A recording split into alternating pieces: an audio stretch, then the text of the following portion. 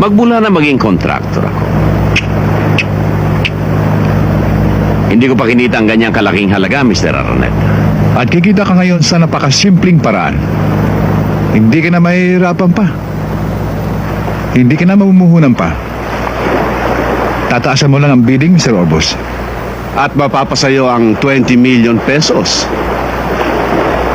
Sa madaling salita, binibili niyo ako. Hindi ikaw, Mr. Orbos. Ang proyekto. At kung hindi ako pumayag, papayag ka, Mr. Orbos. Magandang alok namin sa iyo. Alam ba ninyo kung anong klaseng project ang pinagbibidingan natin? Alam namin. Isang pampublikong ospital na nagkakahalaga ng 300 milyong piso. Ospital na walang perang mahihirap. May hirap nga. Pero patuloy pa rin nagbabayad ng buwis para pasweldohin ang mga tao ng gobyerno. Maging ito'y buhaya, pating, linta, o lawing mapanila.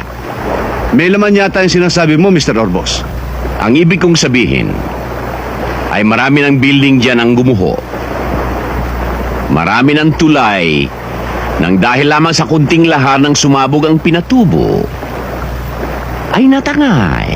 Alam mo ba kung bakit, Mr. Alincastre?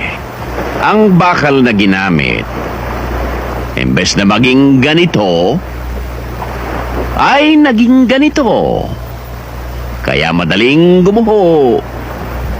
At sa semento naman, sa isang sako, ay isang truck na buhangin ang nihalo. At sino nagpapasan?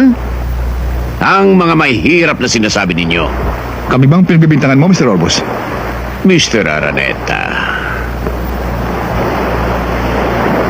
marami ng bugok sa pamahalaan. Huwag na nating dagdagan. Malansambo nga mo, Mr. Orbos. Baka nakakalimutan mong narito ka sa pugad ko. At pwede ka namin patayin. Ngayon din.